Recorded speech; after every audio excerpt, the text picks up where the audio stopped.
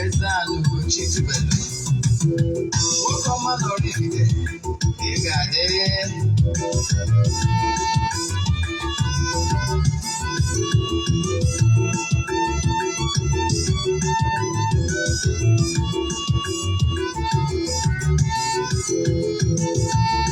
Ọdịnala bụ eziokwu. Ọdịnala bụ ụzọ ndụ. Ịma na o nwere olu na-eti mkpu na-asị ụmụ Igbo chigharịa, ụmụ Igbo chigharịa. Kwa mbọsị ọ na-eti, n'ụtụtụ n'abalị ọ nọ na nkuzi.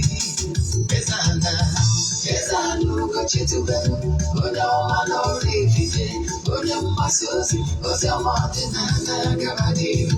Eze-Ana Ugochi tubelu, onye ọma na-eje eme ọnụ. Ọdịnala bụ ụzọ ndụ gaba n'ihu.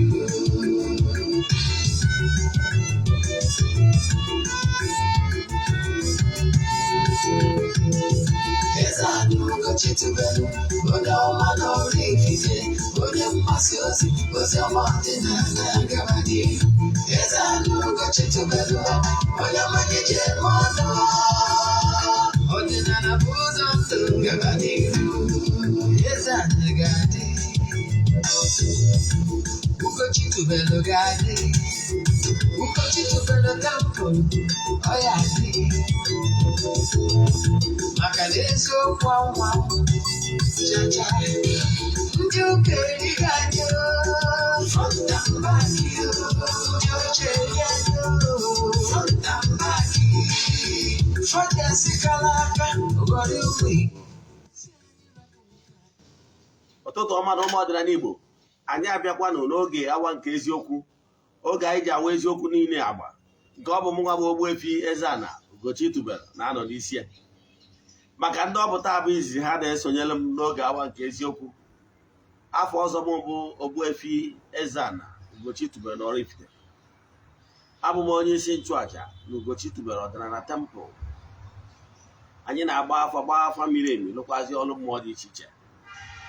Abụkwazi m onye isi nchụaja na ọdịnala Restoration Prayer Ministry, bụrụkwazi onye mgbasa ozi ọdịnala Igbo. So you can call me an ordinary evangelist. I will answer. My mission is to help people live better life. N'ụbọchị taa n'oge awa nke eziokwu, isiokwu anyị ji wee bịa bụ ihe niile ị kwesịrị ịma gbasara ọzọ n'ala Igbo. Dịka nwa afọ Igbo, ị kwesịrị ịma ihe bụ ihe onye chiri ọzọ, onye ichie. Ị kwesịrị ịma ihe niile ndị a, maka na ana ọzọ title holder bụ title n'ala Igbo. Ọ bụ nnukwute ugo a na-etube mmadụ, a na-akwanyere nnukwu ugwu. And also title holder who a custodian of culture na his people, a symbol of authority in his clan and his entire town as a whole in general. Mana before anyị gaba n'iru, ka anyị mụọ ọkwa dị mkpa. Echefuna na aja anyị na-achụ n'igwe, aja anyị na-achụ kwa ọnwa nke ọnwa Julaị na-aga n'iru. Ọ bụrụ na isonyebughị na aja mbụ mana ị chọrọ isonye na ya, gee ntị ma gee ntị nke ọma. Mma akọwalụ gị ihe ị na-agaghị ime ka ị nwee ike isonye na ya bụ aja. Aja esigoro na ya bụ onye ọtụtụ ndị mmadụ elu. Aja ịpụta ihe. Ndị na-esonye bụ na aja kwa ọnwa ọbụla amarụgo ka esi eme. O nwere ndị na-esonye na aja almost 2 years now. Yes. O nwegoro ndị bụ ukura maka aja wee ruo Disemba. 2023. Nke ọzọzi bụ ihe ị kwesịrị ịma. Ọ bụrụ na ị chọrọ isonye na aja, ihe ị ga-emewu forward ya 3 prayer request. If forward ya 3 prayer request, you make donation token to the account number. Ka o si alụ ọrụ bụ nke bụ na ị ga-amalụ na o nwere ike dị na aja a chụrụ n'igwe. Ọnya kpatalụ na okpukpere niile nọ n'elu ụwa dum kọwalụ ndị mmadụ uru ọ bara ha nwee ide ekpe ekpere n'onwe ha, kọwazikwara ha uru ọ bara isonyere aja a na-achụ n'igwe na-ekpekọ ekpere ọnụ. Ọnya kpatara na ị gaa na okpukpere dị iche iche, enwere ọgbakọ dị iche iche ahibesịrị maka na ha amana na-enwere ike dị na aja na ekpere ekpekọrọ ọnụ. Bifo nke eme, ndị ọdịnala Igbo maara na uru dị na aja a na-achụkọ n'igwe. Ọnya kpatara na n'ala Igbo na-enwere feast dị iche iche a na-eme na-ebukọta ndị mmadụ ọnụ ewee chụọ aja n'ebe nchụaja na okwu mmụọ dị iche iche. Ọ bara uru ka na-akọwa uru a na-enweta na ịchụ ya bụ aja nke anyị n'igwe, mana I can tell you for fact never go lots of testimonies, mana anyị abụrụ ndị na-eshow testimony na social media maka ọdụrụ necessary. Then ka anyị gaba n'iru n'isiokwu anyị ji bịa. Ọ bụrụ na ị nwere ajụjụ na nkụzi a, maọbụ na ị chọrọ ka etinye afa gị na ndị a ga-aga ọfọ ma kpee ekpere kwubie okwu n'isi ha n'ọnwa Ọgọst na-abịa, bido n'Ọgọst 1st wee ruo n'Ọgọst ending, ihe ị ga-eme wee forward ya 3 prayer request. Ka expressie ya prayer request na altar, na-atụzi aja na aja na-aga ọfọ n'isi gị kwa ụbọchị ganye na ọnwa Ọgọst agwụ. Ị nwere ike isonye na aja ebe ọ bụla ị nọ all over the globe. Distance abụrụ ebara ya, as long as ị nọ under the sun in this gross material earth. Now ka anyị gabazie n'iru n'ihe ndị ọzọ.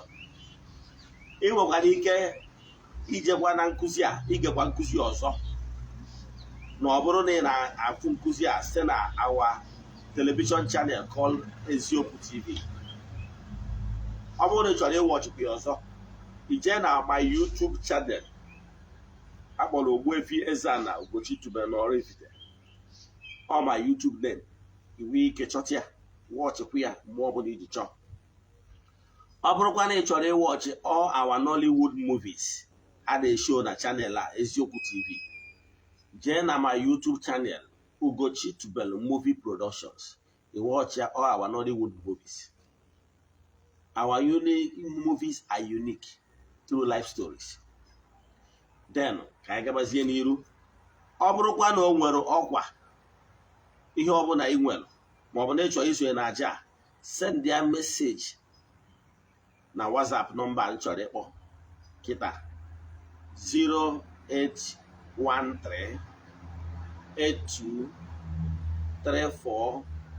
08138234871. I repeat, ọ bụrụ na ị chọrọ ka a gbaala gị afa, maọbụ na ị chọrọ isonye n'ekpere anyị na-ekpe kwa ọnwa, maọbụ na ị chọrọ ka a lụọ ọrụ mmụọ ọbụla, send a message ma ọ kpọọ this number m na-akpọkwa ọzọ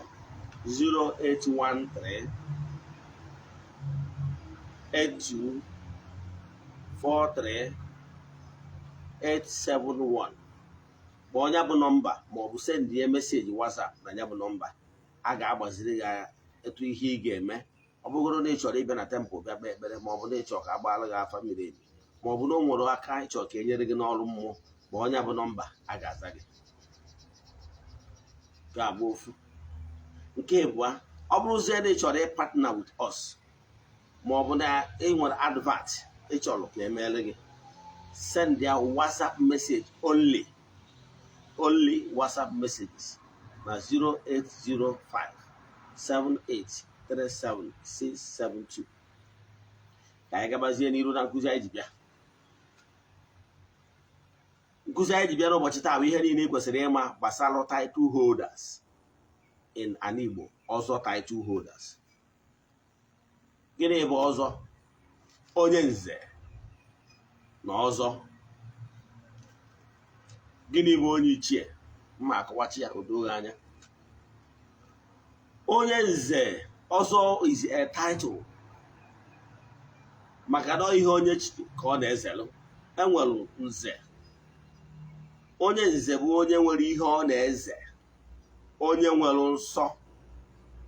Asịkwarị na mmadụ niile anaghị asọ nsọ, onye nze ga-enwerịrị ihe ọ na-eze. Ọnya ka o ji bụrụ onye nze. Mana dịka ihe na-eme n'elu ụwa taa si eme, ndị ụka ọbịa bịara wee pịawa ndị be anyị azụ n'ụdị dị iche. Ha wee bute garị mmakọ,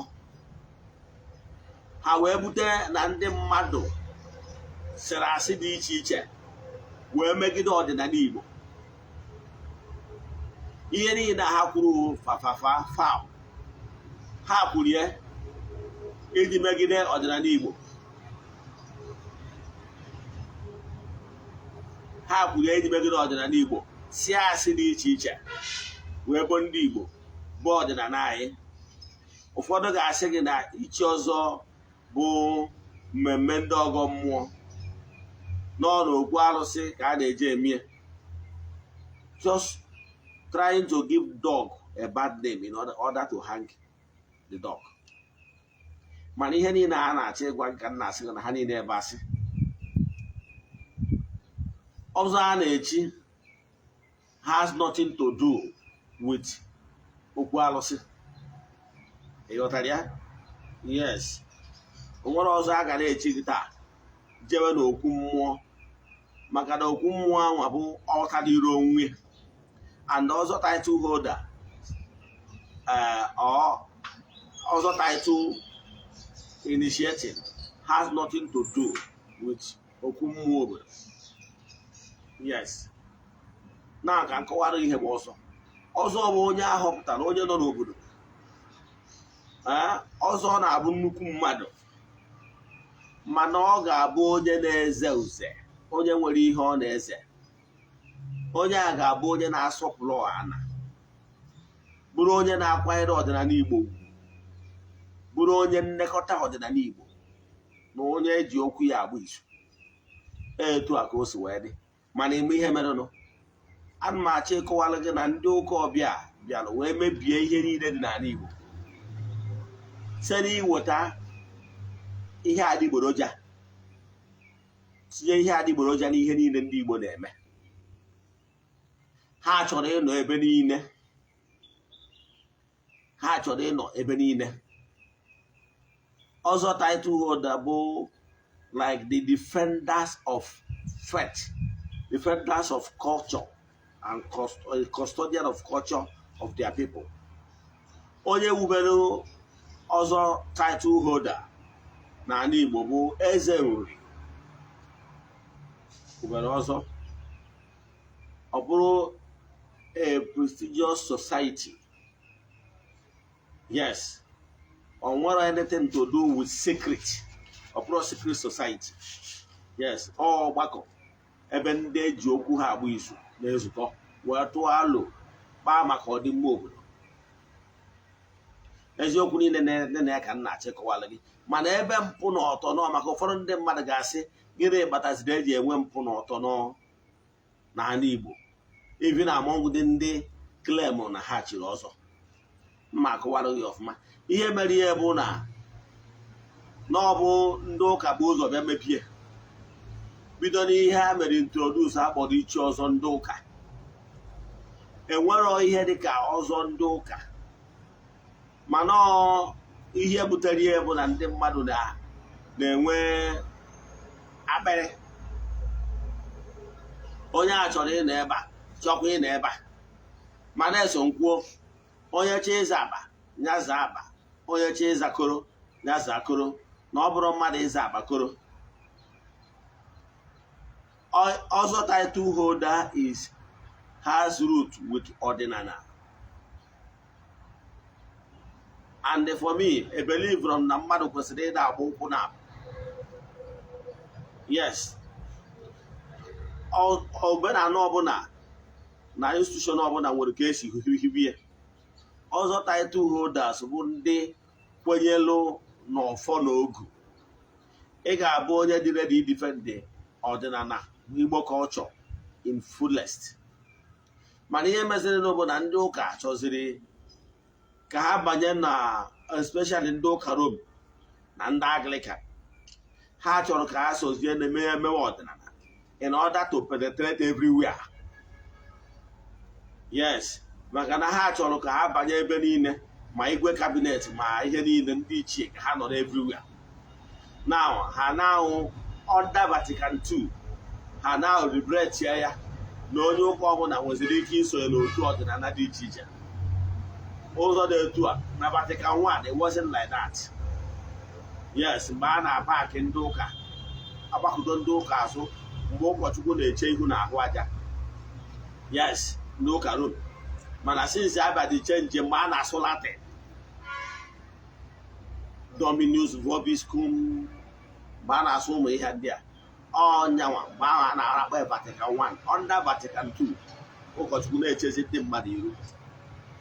Na mgbe a bịaziri bret ya legalize na Vatican II, ha bidozie emebezie si nabatabazie culture dị iche iche, maka ihe onye abụzi na ndị ya afụ onye bụ onye ụka, onye bụ onye knight, ọchọkwa ka odochi ọzọ. Ịghọtara ya? Mana ihe chọrọ ịkọwalụ gị bụ na originally ọzọ title holder is for custodian of culture of their people. Ihe ọ bụla na ị ga-ama culture of your people from beginning to the end. Mana ịmazi ihe na-emezinụ nji wee sị gị na onye chi ịza akpa ya za akpa, onye chi ịza akụrụ ya za akụrụ. Mgbe ndị ụka baziri ka ha bịa chi ọzọ, mgbe anyị ada agụsiri onye anwa ihe eji echi ọzọ, ọ bịazie ọhọrọ ndị ọ ga-ekwe mee, ghọrọ ndị ọ ya asị na ya ama eme. Could you imagine na o nwere ebe njelu one of my relative na-echi ọzọ wee jeruo ebe anwa, o wee sị akụba nsọ niile gụchara ya nsọ niile, gụọrọ ya ma nsọ na ọ ya ebu nwaanyị je họteelụ, ọ sị na ya ebu nwaanyị je họteelụ, agụọrọ ya nsọ niile agụrụ from beginning to the end. Ọ sị na onwero nke ya ga-asọ, na onwero nke ya ga-asọ. Then asị ya ka akanye ihe niile. Ihe eji akanye ihe niile bụ to sanctify your tongue. Ịbụ onye asa niile, you are expected to be saying the truth all the time. So ọ sị na ya ma eme ihe ndị a. That is gwazie bụ ihe ọ na-echi n'ọzọ, ihe ọ na-ezezi. Ebe ọ bụ na agụrụ mmadụ iwu niile, gụchara mmadụ iwu niile, ọ sị na onwero nke ya eze. Ịtara ya? So gwazie m ihe ọ na-ezezi, nke ezi ihe a na-akpọrọ ya onye nze. If you never the abominations were but ya. Yes. You know what Christianity did to our people is too numerous to mention. They bastardize everything, especially things of high moral values. Yes. Now they encourage their people to go and join other sheep. Now, I don't have any problem with that. When they came now to join that other ship, they will come with their bag full of money. Now, they will start dictating to you what they are not going to partake. How can you justify this act? All the rules, do's and don'ts. The person says he's not willing to abide by any of them, and they still want to be a title holder. How can you justify that? You know, and some of them have so much money, they can lobby some certain people. People will now say, okay, since he no believe here, we should ignore those things. If whatever the problem is, I want to ignore that. One day bastardize the high moral value of our culture. So, now some of them are joining. In group, some of them are joining. Now, when they are joining, sometimes now some of them have becoming the head in their own various clan. Therefore, they keep bastardizing it the more. You will see somebody with questionable character maka na o butere ike mpute echie ya ọzọ. You can see it. Ihe ndị ụka mụtara. So they bastardize that kind moral value eji wee hibie. Ifu n'ihe mere. So maka ndị mmadụ na-abịa na-asị na ọzọ abụrụzi, yes, ọ bụ ihe niile abụ ihe ụka butere. Mana ọ bụrụ na apụrụ ya mgbe etu o si wee dị, mgbe ezi dị n'ukwu ụkwa. Mana I thank God na ọ bụrụkwa na every clan ka a na-eme ya bụ ihe, especially na my own clan. I'm bidogo na nwe my own clan. Ichi ọzọ is for ordinary people, especially ụdị ọzọ anyị na-echi. Maka na ọzọ anyị na-echi anyị nwa na-echi the unique. Yes, anyị nwa na-echi the highest ọzọ title. Ọzọ Eze-Ana. Ọzọ Eze-Ana is the highest because no bụ a call to duty. Onye bụ Eze-Ana chiri ọzọ Eze-Ana and anabisi mmụọ. Onye akpatara na onye na-echi chiri ọzọ Eze-Ana ga-atụ nzu line karịa ndị ọzọ. Yes, ndị ọzọ nwere ike ịtụ 8, mana Eze-Ana ga-atụ 9. Ihe ọ ga-eji wee tụ 9 bụ na ọ na-efe ana. Yes, ọ na-efe ana maka na ọ bụ Eze-Ana. Ọgwụgwa ana ọ na-atụ bụ for the respect of the gods of the land. Na ọ bụrụzie na onye ahụ nwere mmụọ ndị ọzọ ọ na-enye nri, ọ tụọ karịa. Example kịta, ọ bụrụ na mbụ okenye my clan na-efe arụsị gbanya na akpụ ụlasị, ịma na ntụcha nke njibere Eze-Ana 9 na mma atụkwa another 1 for the deity m na-enye nri. Then ọ bụrụzie na mbụ the oldest man nọ na be anyị, akpụkasịe m ofu ọzọ, making it 11. Wee dịrị gawa gode sọsị ma akpụ m. Ịghọtara ya? Yes, nzu line ahụ bụ culture, ọ gosiri rank.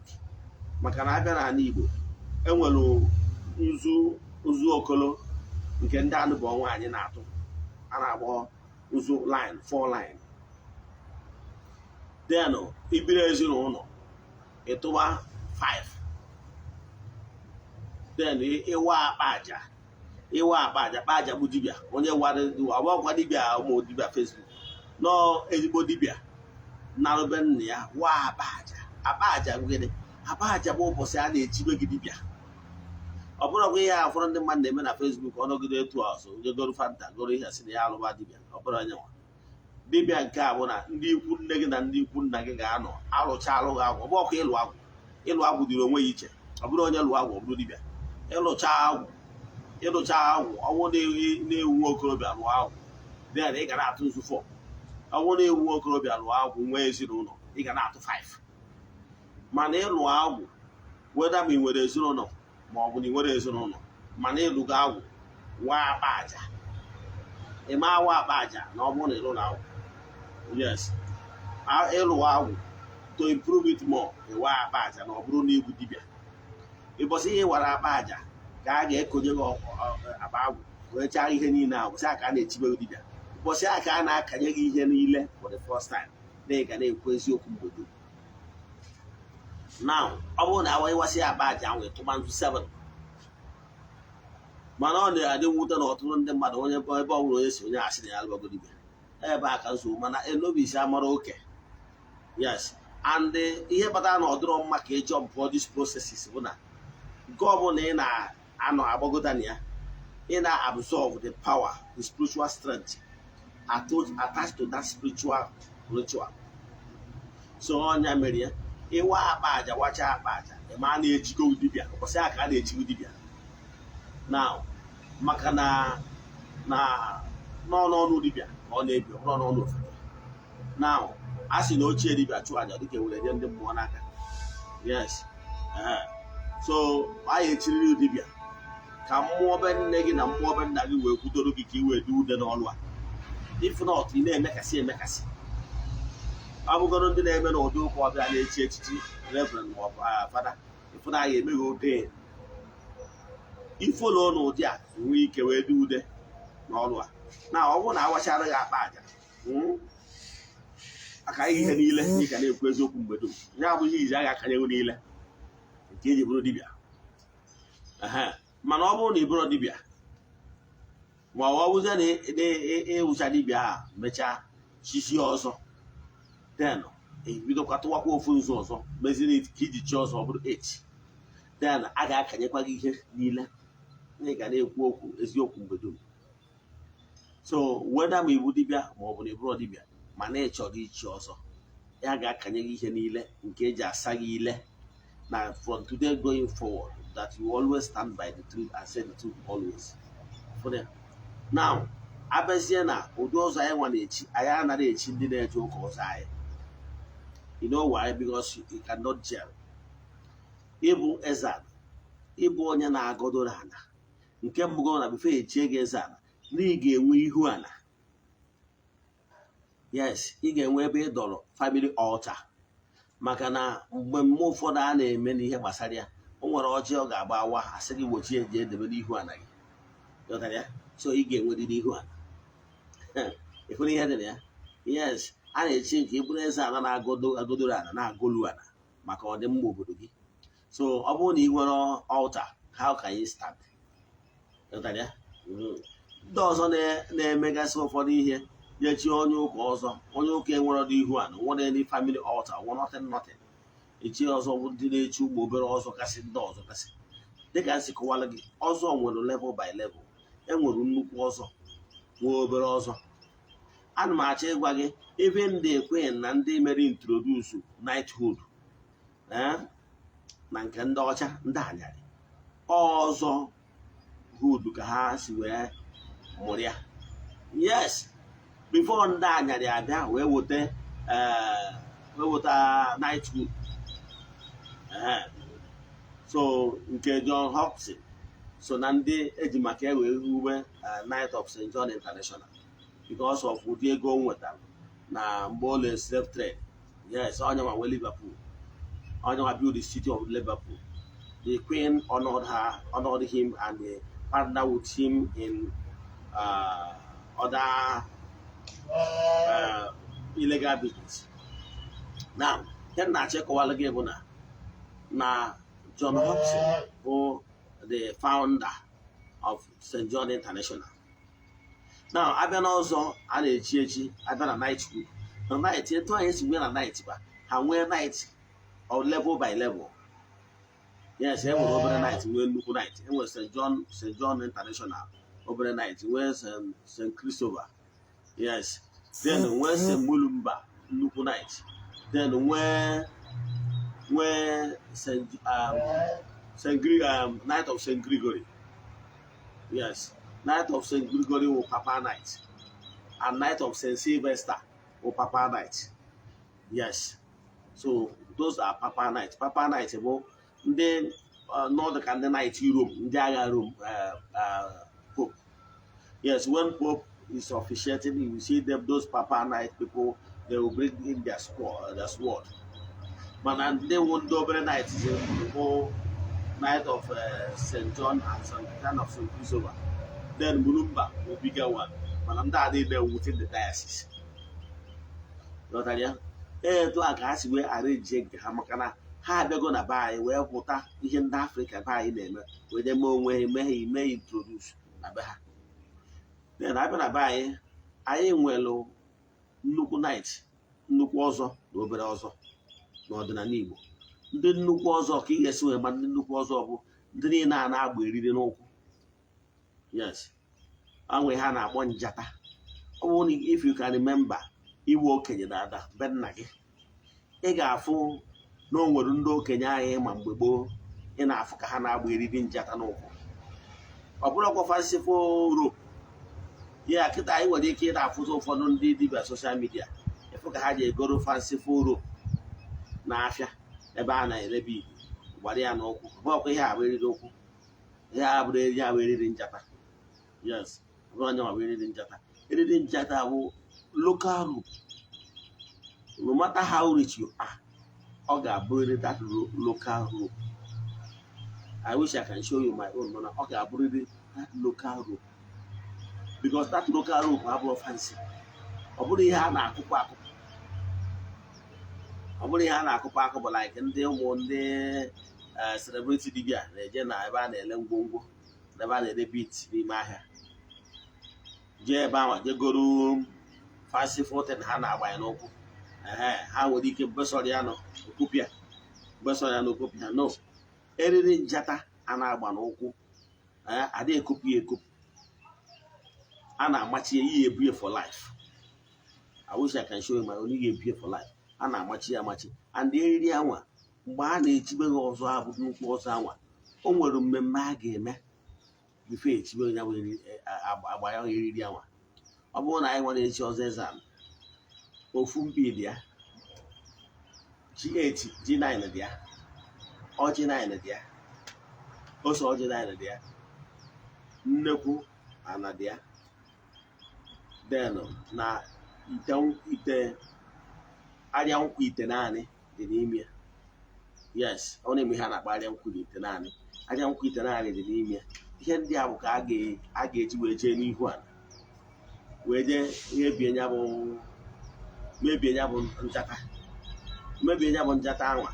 Onye anwa gba njata anwa ama esori ya na ọgwụ na ọ chọrọ imebie na ndụ ọma esori ihe ndị a. Ọgwụkwa nna onye bisigoro ndị a nwụọ ma na ga-ejekwa onye isi ọzọ chịkwara ọzọ anwa ọzọ njata anwa ya bịa wee pafọm ọ dị ritual wee ka ọ tụọ ya esizie n'ihe ndị a rie ife enwe ike nye ya. Yes, nke a bụ ofu. Nke abụọ bụ na ọzọ nwere level by level. So agwa na nke na ndị niile na-agba eri n'ụkwụ ezigbo eriri ọkwa ndị celebrity dibia nke ha na-eji egoro n'afịa agbanye ife ọ na-acha white nwere ndị fancy ọ bụrụ ya nke a ha na-agbapụ ya mgbe sọrọ ha.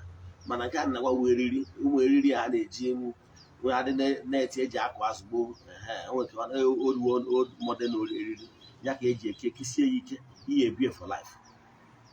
Onye chiri ezigbo ọzọ eriri anyị akụrụ ya na nsọ ime edu nwaanyị dị hotel ya so ọnya ka ya ama. So anyị nwa na onwe anyị chiri ọzọ eriri a bụ nnukwu ọzọ. Ndị ọzọ enweziri ọzọ dị iche iche bụ ọzọ eriri ihe dịka ọzọ Eze-Ana enwere ọzọ duru enwere ọzọ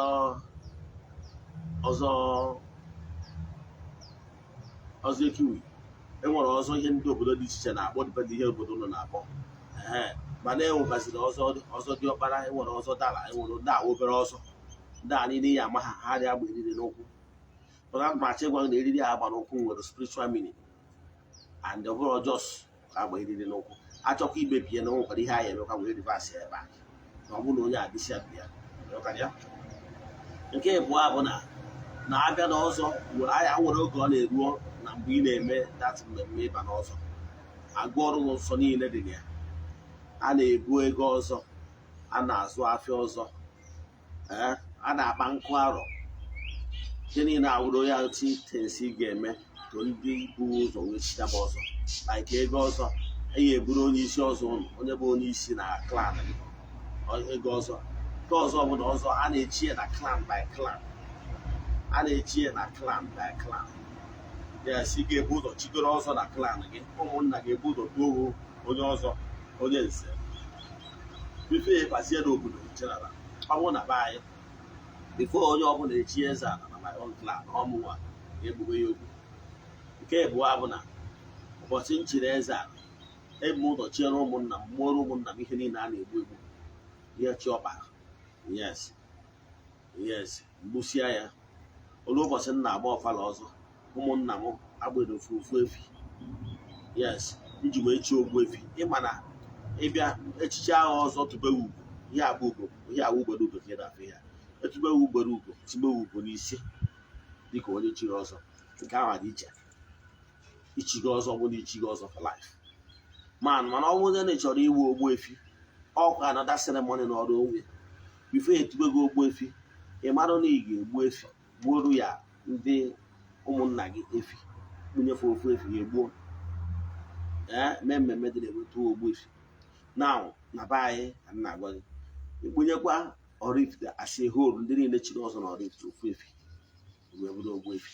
So ihe ọ pụtara bụ na my own bụ efi na ya enwekwara ka obodo ndị ọzọ si emekwa nke ha dịkwa iche na iche ha si na mba na-asụ n'olu mana akwa ụkwara ọ bụrụ ofu ọ nwekwara ike nwee slight different na-eto obodo ndị ọzọ si eme like anyị nwere a na-eme upgrade na-eme some certain changes mana ọ nwere some basic changes m gwara fa na ama echenji nata.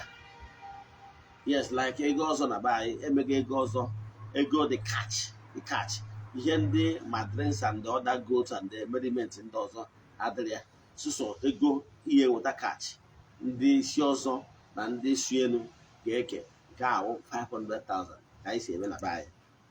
Then enwezie ihe ndị ọzọ ma ewugasị dị na ya ma ọkụkọ ma ji ma ndị ga-esi ma ihe. So ọ bụrụ mmemme ogbenye na-eme. Nke ịbụ abụ na be anyị nwere ụfọdụ ihe ikwesịrị ide eme bifo echie ọzọ. Nwa ikwesịrị ịbụ onye nwere ụlọ na be gị, ọ bụrụ ebe ị na tenant onye bi na be mmadụ ara akụ flawa kwa eziokwu ịma. Ọ bụrụ na ị nwere ụlọ kere ihe ị na-echiri ọzọ, ọ bụrụ ofe ọ iberibe ka ị dị, maka na ihe a na-akụ flawa na be onye ọzọ bifo ịkpọ ọha obodo ha bịa ka isie rie ṅụọ na be gị. Ị ga-adịgoro ihe epuruvugoro na n'inwere ụlọ imeghị etu ahụ inwere ụlọ bụ iji ọzọ ikwe ofe ka ịhụ na ị kwesịrị ịgbagoro mbọ fụ na inwere ụlọ. Ịghọtara ya? Obodo ọbụla nwegasịrị ihe a na-eti, obodo ụfọdụ na-etinye na ị ga-enwe ụlọ nwee obi. So ihe niile abụ ndị leadership of ọzọ ga-edetamin ife ha chọrọ ka obodo ụlọ wee na-eme. Mana as long as by the concern from my clan ọmụnwa egwu and tubelu and ịmana ị ga na-eme ọdịnala maka na ị ga-enwe ihe ọdịnala. Mbọsị a gara echiweghị eze ala kedu n'ihu ebe a ga-anọ wee wee ọjị gị, ebe a ga-edebe ọjị gị, ebe a ga-eje ebule ị ga-eje buru ala be nna gị wee gwa ya na ị na-aba n'ọzọ, kedu ebe a ga-anọ bie. So ihe niile abụ n'ihu ala ka a ga-eme maka na ị na-echi eze ala. Mana fọ ndị obere ọzọ ndị mmadụ na-echigasị ihe sọrọ ha maka ụfọdụ na-efi na a na-eje ụka. Nke ọzọ bụ na be anyị a ka agụrụ gị nsọ, agụchala gị nsọ ịmasị na onwero nke ị na-asọ, onwere ihe iche. Ịghọtara egwu ọnwa ka iji egwu na be anyị ọ dụrụ like that. Na be anyị o nwere ihe na-azọ. Example, na be anyị ọ bụrụ na ị chọrọ ichi ọzọ anyị mma agụsịrị maka ọzọ anyị, o nwere ihe a na-akpọ ịba n'ọzọ. Mfe ịba n'ọzọ ya ga-anọgoro n'ozu obebe gị, kpọọ nwa agbọghọbịa na-amaghị nwoke onye ka obe ji ọbịa taa ala a ga-anọ n'ozu obi. Enwere ihe ndị ị ga-ewetagasị ma mmanya ma ọjị dị na ya ma azụ dị na ya. Ha na-enwe onye isi ọzọ nwee onye oso. So a ga-enwe onye isi ọzọ nwee onye oso nwee onye na-eso ya. So mmadụ taa ga-anọrịrị ya wee welkọmọ gị, mana bifo ibido ị ga-ebu ụzọ were mmanya jee na nke onye isi ọzọ gwa ya na ị chọrọ ịba n'ọzọ. Ọjị mmanya mbụ ọjị ite naanị ose ọjị ite naanị na ofu bọtụl nkwụ jee gwa ya na ị chọrọ ịba n'ọzọ. O wee gụsị adịghị ihe dị ya na. So iwe na-eme stage by stage. Ụbọchị a ga-abịa be ikike ite ala, obere nwata nwaanyị agbara nwoke ya abịa taa na n'ụzọ odobe gị ka ya nọ ma emechaa nke ahụ wee bata n'ụlọ. Ewee na-eme mmemme a stage by stage. O nwere ebe a ga-emeruo ibu ego ọzọ. Yes, ibusie ego ọzọ anwa ịgago steji nke anwa mgbe ahụ ichibere ọzọ ibugo ego ọzọ mana itubere ugwu ichibere ọzọ. Yes, ihe anyị na-agba ụdị ndị abụọ nze na agụ. Yes, so ihe ị ga-eme ewu ịrụzie na be gị. O nwere ihe anyị na-akpọ ịzụ afịa ọzọ. Ijee n'afịa jee zụọ afịa ọzọ. Yes, imesịa nke ịzụ afịa ọzọ anwa ịbịa jee kpaa nkụ arọ ahụ ewu ya adị ya, ji ga-adị ya, ihe ndị ọzọ ga-adịgasị ya, ihe mmanya ga-adị ya, ihe ị ga-eburu wee bujere onye isi ọzọ iro ya ntị. Then imesizie nke anwa ịba ihe anyị na-akpọ ịba akwụ ọzọ. Etu ndị gboo si eme ya ewu anyị anọ 21 days n'ime ụlọ ịma apụta. A ga-eji ọmụ wee gochie ihu be gị. Ị ga-anọ n'ime ụlọ ịmara nnọọ ihe niile ị ga-eri for that 21 days gochi ya n'ime ụlọ gị. Ị ga-anọ ebe afọ 21 days. 21 days ya nwa ọrụzi ụbọchị ahụ 21 days na-eme alelaps. Ụbọchị ahụ ka a ga-etube gị ugwu. Ụbọchị ahụ ka a ga-etu afọ ọzọ gị for the first time. O nwere ndị na-ahaba a na-akwụ ọzọ, ha ga-anọ na-akwụ ọzọ nwụrụ. Ịmara na mmụọ ya were ya. Ịghọtara ya? So a sacred tradition n'ime be gị ka ị nọ, mana ihe gote ime apụ apụ ịnọ na-akwụ ọzọ. Yes, ịnọ na-akwụ na-achọzi ịba n'ọzọ ọhịa ọpụta. So ọ dị ka purifying stage. Yes, because not a sacred thing ka ị na-aba na ya. So therefore ị ga-withdraw your circulation in the society. Ị nọ n'ebe ahụ for 21 days. After that 21 days ahụ onye ga-etu ezebe gị ọzọ ọ pụtara na na bego otu oge afọ ahụ ọ ga-etu afọ ọzọ anyị chuzu irespond bụ odide kọtụ ọmụ ahụ eji wee bechibe gị wee pụta mmemme ndị ọzọ ebido n'ebe a ka a ga-anọ wee tube gị ugwu. Ọ bụrụ anyị nwa na-echi Eze-Ana anyị adịghị etu ugbo n'ụtụtụ ma ọ bụ n'ehihie. Ihe anyị ji etu ugbo n'oge mgbede anything from 4 anwụ daba from 4 up anyị ji etu ugbo. Ọzọ anyị nwere nsọ example na be anyị nsọ etu a nọkịta o nwere nkụ ị nwere ike iji wee siri m nri ọnya kpatara na anyị eri nri enyi ha imeji nkụ ogirisi imeji nkụ ụkwa na nkụ ma ọjị ha nwe nkwụ imeji wee si nri mmeri ya tụ ịgbanahụ ya etu ihe ndị a maka ihi na anọ na ihe eji m wee isi m wee siri m nri mana nkịta asị ife ọfụ ụdịzi anyị na-esi na gas so that one is null and void for me because na m nwere ego isi na gas. Then nke ọzọzi bụ na o nwere ihe ndị ọzọ mụ na ama eri nri na nwaanyị nọ na nsọ si yes mụ na ama eri nri nwaanyị nọ na nsọ si unless nke dị exempted bụ ọ bụrụ na m travel outside Anambra State. Yes, mana ọ bụghị na na-agwụsị na Anambra State mma eje n'ụzọ tọ n'ụzọ jee n'ụzọ bifo ọ na-eru mgbede anaghị mbe m yes ihe nwere ike iri nri nwaanyị siri n'ọkụ nri esiri esi n'ọkụ mana enwere m ike igoro banana enwere m ike igoro apụl enwere m ike igoro fruit ọda tes enwere m ike igoro mmanya ṅụọ mana ihe ọbụla esiri n'ọkụ esogide na maghị eri ya bikọs na mama bụ onye siri ya si wee si ya bikọs na nwaanyị nọ na nsọ ama esiri m nke bụ anyị mara ụdị nke o ji wee si ya. Ya na nke ọzọzi bụ ọ bụrụ na m bịara mmemme na be gị mana ichiri ọzọ ị ga-ewetara m otu oge ọkpa ebie m aka na ya ka ọ ga-abụ onwe mpụ na ọtọ n'ụlọ mekọala ọkụkọ bụla ya onwe mpụ na ọtọ n'imekụba ọkụkọ megịnị ọkụkọ bụla anọrọ mbe m ọnya bụ ihe mmegharị ahụ iweta mbie ya aka bifo enwe m ike wee rie ya m nne ka ọ ga-abụ ọ bụrụ na o nwere ọtọ emere n'ebe a na-esi ya m nri ka o buru ya etu a nnọkịta nwa ụbọchị ndụ gara ụmụnna m a na-eje ihe a na-eje akwamozu na n'elu I went there I didn't eat anything so mmanya ka m were nwụọ ejiọ m ihe ọ na bọtụ wọta enwe m ihe ọ bụla jisi anata because amara m ka esi kwado now if I must eat there ịma anaghị akpọwa m n'ụlọ ụtọ ọkụ ka a ga-eji wee na m nri yes ma ọ na mbịagoro mmemme gbasara nwaanyị na ụlọ ọ bụrụ na akpọwara n'ụlọ weta ọkụkọ anyị ejitabu nri ahụ na ọbịa egbu ite enetin bịa etu a ka o si wee dị so ịfụna na o nwere ụsọ dị na ya. Nke ọzọ bụ na adị m eji ije abalị yes enwere ihe ga-eme ka ị pụtara 8 o'clock fụ n'ụzọ 9 o'clock ebe mgbanyere ọkụ na-aga n'ụzọ dịrọ possible yes unless na enwezi serious emergency like na ụmụ onye ahụ adịrọ ọ bụrụ na enidi my present at that point in time adịna onwere onye nwere ike ije wee at that point in time of saving life mana ọ bụrụ na ọ ka m pụọ obodo ma ọ pụọ ọrịrị ma ọ jee bịa palọ no Ogbuefi Eze-Ana Ugochi tubelu anyị adịghị eje bịa palọ adị m eje hotel so o nwere some of my friends ndị nke nwere nke kpara mmemme na Asaba na ọ na-eme birthday now enwejọrọ m amago m na nje mụ ha ama eze because of the environment and the type of lifestyle na-aga bịa then asị onye chiri Eze-Ana ma ụlọgụ so ihe m na-eme o jesi abata onwe ihe m nwere mma enye m ya wee sị ya wish ya happy birthday mana ụdị ha ị nwere ike ịdọkịta ụmụ nwa bụ Eze-Ana ka m bịara na hotel for fun ọ bụrụ na for any reason na mma bịa na hotel the man of maybe crucial meeting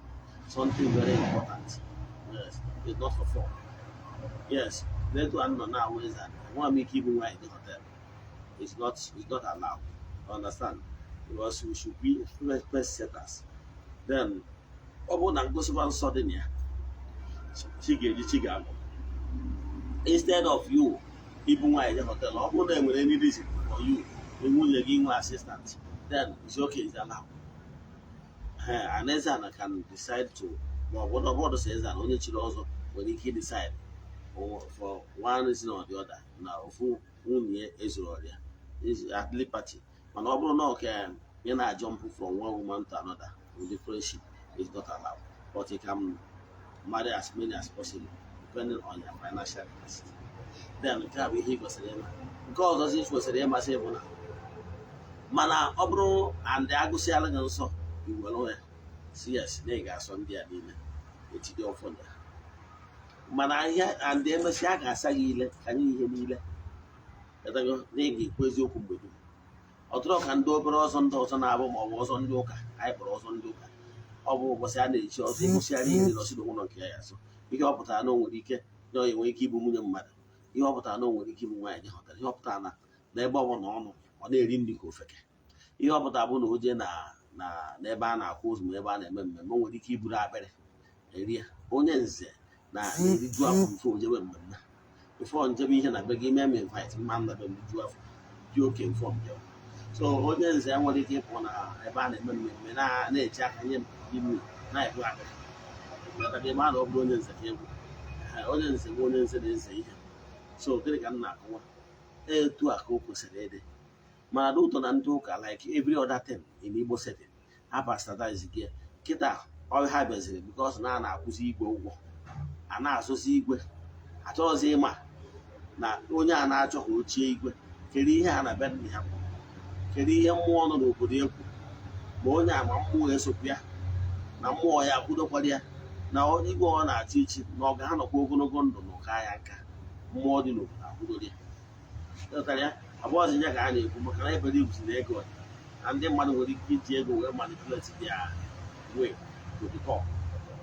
to ihe dị ya ụmụ ihe niile aka ndị mmadụ kwesịrị ime gịnị ize ndị anyị ka ndị mmadụ kwesịrị ize yes ndị mmadụ kwesịrị ize mana ụdị ọzọ a na-echi kịta asị bụ na mmadụ nwere ike si na ya echiri ọzọ ndị ụka ọ na-edu nwunye mmadụ ọ pụta na asị o nwere ike si asị maka nwaanyị na ọma asị asị asada ile maka na ikwere nkwa na ị ga-ekwu eziokwu mgbe dum onye abụ ihe isi ile abụ ọ bụrụ ihe ọ ya abụ asị gị ma isi n'ime mmiri maka na n'ide eje ụka ya maka na ihe expected to be saying the truth all the time so what am I saying ịmata gị ihe gbasara ọzọ taa o nwere mmemme ọzọ a na-eje eme n'okwu mmụọ dịka ụfọdụ ndị ụka si eme ọdịnala atak ihe ọbụla gbasara ọdịnala Igbo na-esi ya yes ụbọchị nchiri ọzọ nwere nke ọbụla eji eme na mmụọ ihe niile emere owu within my house inside my house inside my compound nwere nke esiri ka edebe n'okwu ụlọ asị ma ọ bụ okwu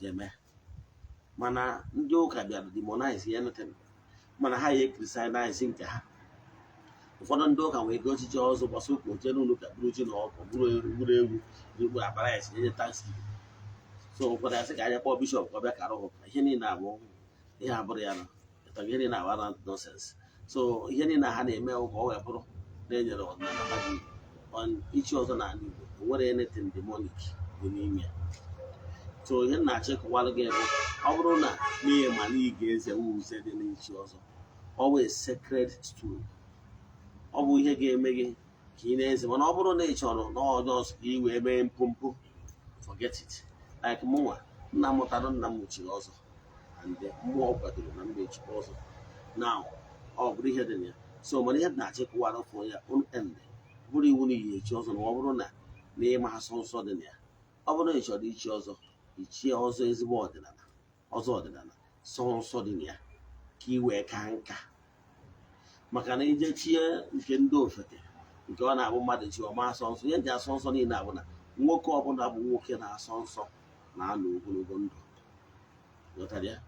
nwoke ọbụla chiri ọzọ na-asọ nsọ na-anọ ogologo ndụ so ihe na-achịkọwara gị bụ ndị akwụwagoro gị na ọzọ a na-echie n'ọnụ ọnụ that clan by clan village by village yes so ụdị ọzọ ị ga-echi dipendịrị na ụdị ọzọ ndị be unu na-echi ma ọ bụ sikwarị ọ bụrụzie na-agbaziri afa onwe riziri mmụọ ji wee sị na this particular one ka ị ga-echi like our own because we are descendant of Nri ọzọ niile anyị na-echi enwe ọzọ Eze-Ana nke ọzọkwa awụọ nkwa ndị na-eji echi ọzọ alụsị yes nkwa ndị na-eji echi ọzọ alụsị ha na-echi bụ na ọ ga-eje n'ihu arụsị ọ dịka ọnwa ndị na-eji echi ọzọ edo o jee n'ihu arụsị ugbuoro arụsị niile anụ ọya egbu si na ọ chọrọ ichi ọzọ ya na onye isi nọzi na okwu mmụọ awa then emerie mmemme dị na ya ugboro mmụọ anụ si n'ochi ọzọ bụrụ na osi n'ochi ọzọ na ụzọ ka ochie osichazi ọzọ awa ọ marịsị ihe oje mere ụmụnne ya o mechara ụmụnne ya nke oje mere nke obodo ya agụnye na onye chiri ọzọ so etu a ka o si dị mana ọ bụrụ ọzọ niile nwe ọzọ arụsị onwe ndị chiri ọzọ obodo yes ụdị anyị nwachi ọzọ anyị nwe ọzọ obodo yes then mana o nwezi ndị si anyị na ha chọrọ ichi nke arụsị is okay as long as onye a na-asọ nsọ kwụwa aka ya ọtọ ihe dị mkpa na ya bụ ịkwụwa aka ọtọ were ụdọ ma ya egwu na were egwu ma ya ụdọ wodisant ihe dị mkpa bụ ihe a chọrọ na siga ndị nwụrụ ndị na-ese siga so na anwụrụ so ọnya bụ ihe a chọrọ ịdị akwụwa aka ọtọ bụrụ a respecter of culture of your people. Ka m kwụsị ebe a inwe ha ajụjụ na nkụzi a ma ọ bụ na ịchọ ka a gbara ya afa mmiri send ya meseji na WhatsApp ma ọ kpọọ ya bụ nọmba 08138243871. I repeat 8013824381 n'aha Chukwu Okike nke pụrụ ime ihe niile anyị ọma anyị kpee ekpere n'isi dị niile sonyere anyị n'oge awa nke eziokwu a sị ka ihe ọma meelụ ha ma nwoke ma nwaanyị kwupie okwu na distansị abụrụ ebara ya ezuru oke abụrụ ebara ya n'aha Chukwu Okike nke pụrụ ime ihe niile onye ike niile si n'aka ya bịa ya gazienụ ka ọ dịkwa na echi niile n'oge awa nke eziokwu daalụnụ.